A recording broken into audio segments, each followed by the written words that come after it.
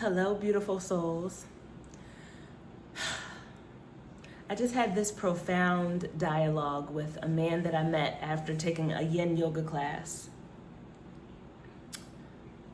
Earlier today, it had been heavy on my mind that in a few short weeks, I'm going to be leaving Bali, where I'm currently staying, and returning back to the States to celebrate my oldest son's graduation from high school. Shout out to Jamir, my oldest son, and stepping into this new chapter of this human experience. But it was met with a lot of heavy emotions. For this last year, my son and I have not resided in the same home. Up until a year before, it had been me, him, and his little brother. Like, that was my team. Me and my two sons. Me and my boys. And I made a choice to honor myself and what I needed, and that choice had massive ripple effects that changed everything and everyone that was in connection to me. By me choosing to sell my house, my sons then went to go and live with their other parent. That wound up actually not working out, and so they wound up actually living with other relatives, which brought in more people to our lifestyle that we had created up until then. Some people say that the decision that I made was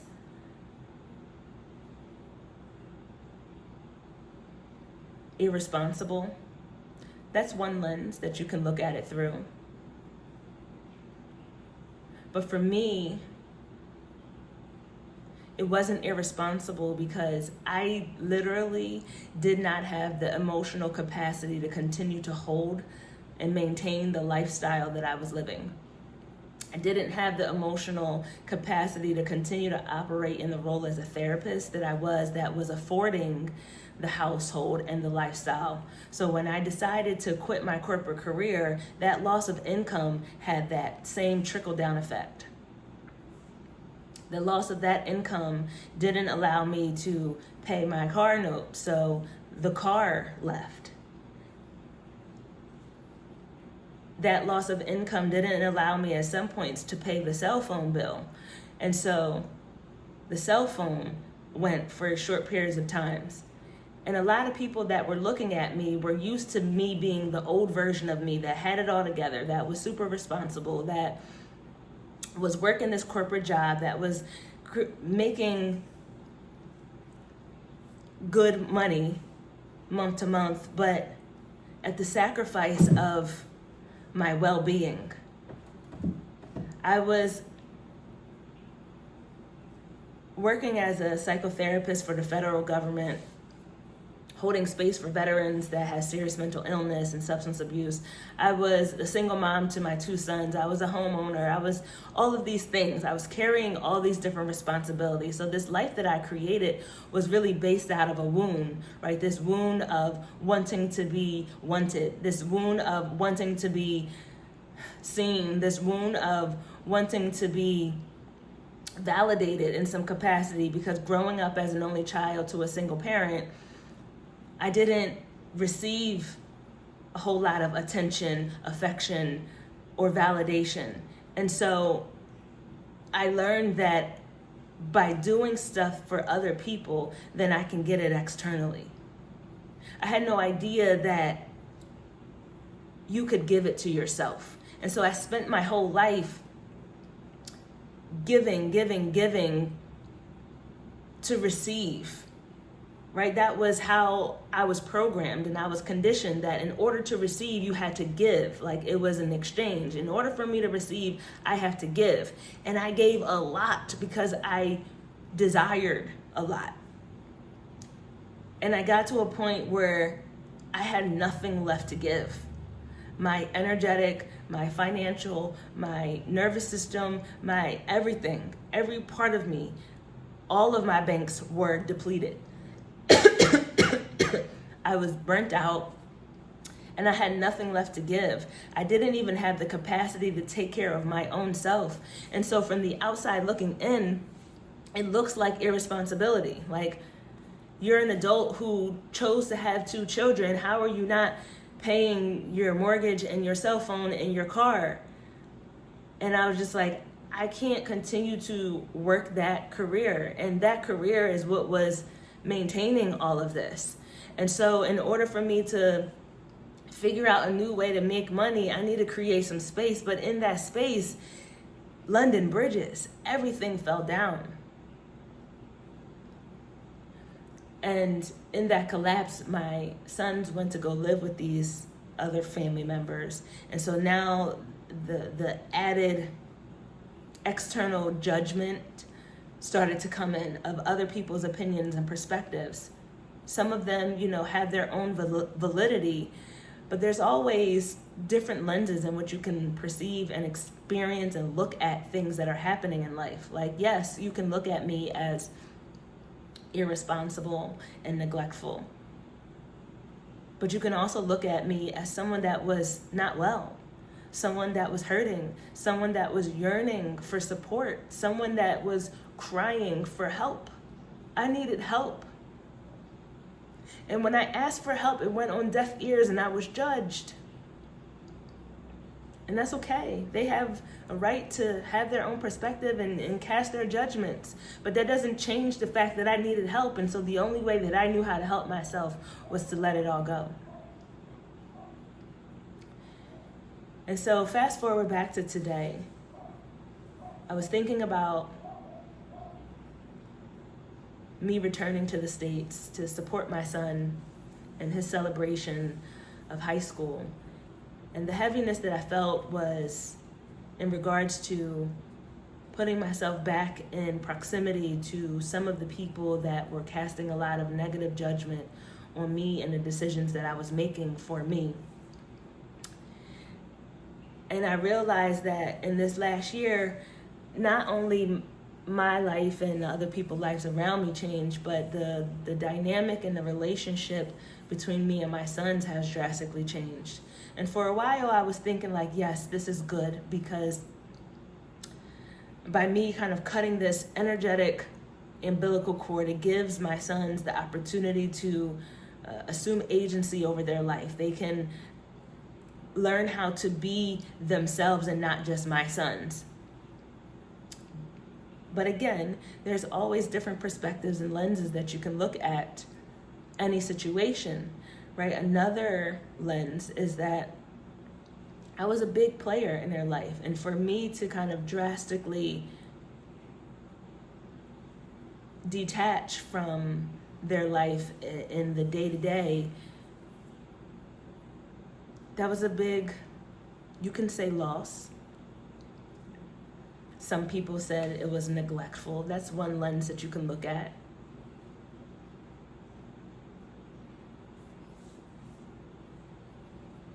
But I realized that a part of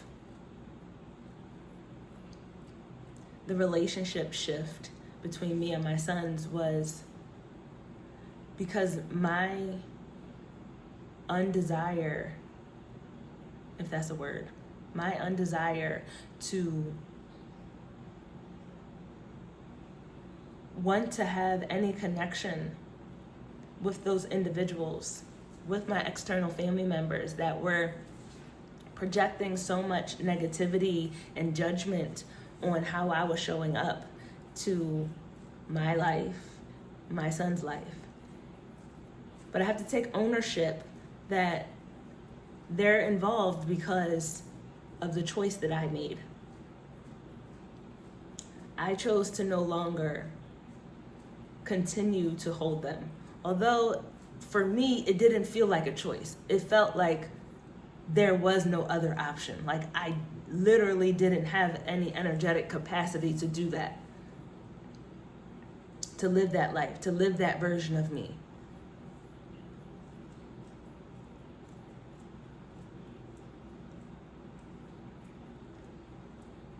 And there's a piece of me that is grieving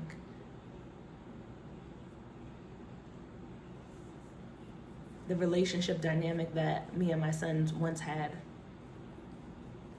But I'm open to experiencing a new found relationship. But a relationship is reciprocal. And I have to acknowledge that perhaps that's not what they want. I don't know.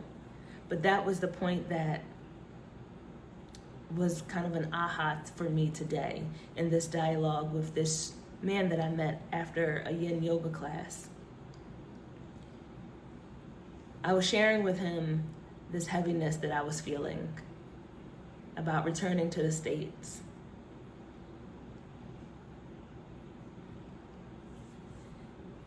And he simply said, "You've been through a lot. You've achieved a lot. You've navigated a lot.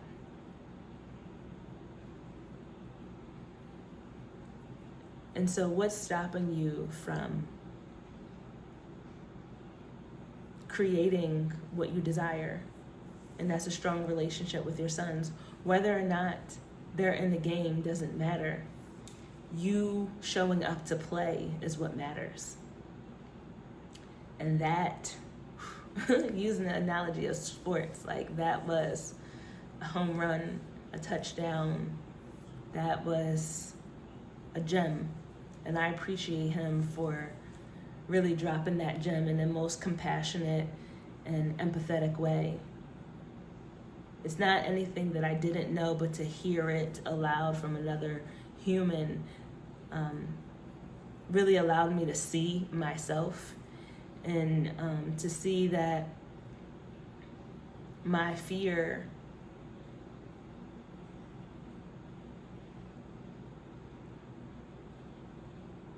and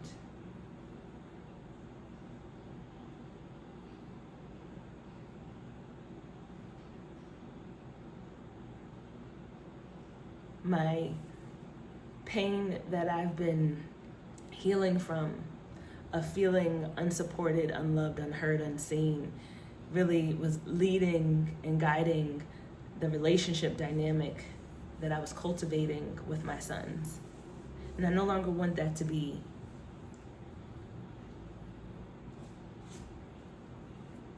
I no longer want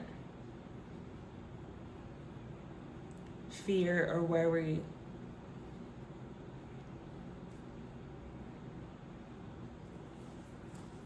to block me from showing up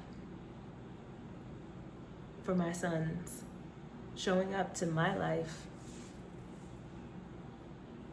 I know what it feels like to be abandoned, to be neglected, to feel unheard, unseen, unloved. And for a long time, I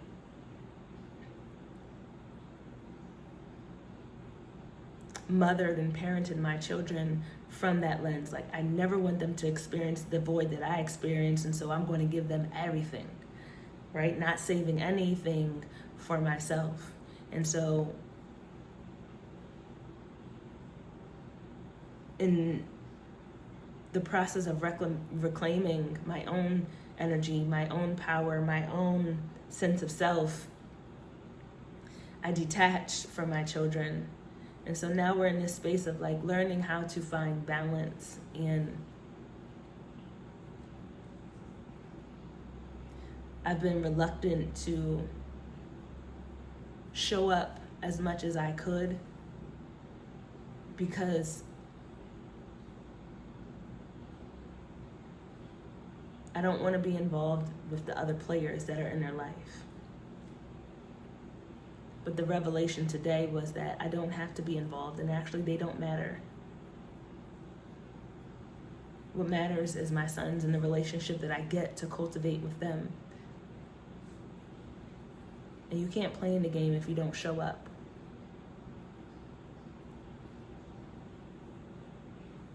So I'm just speaking aloud. If this resonates with you, drop a heart. Maybe share your story.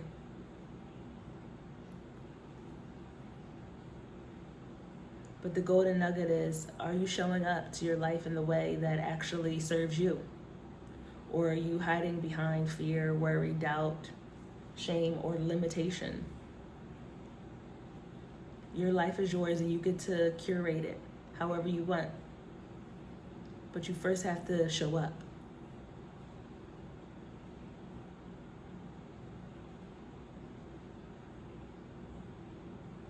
Show up for your life in the way that you desire and deserve. Period.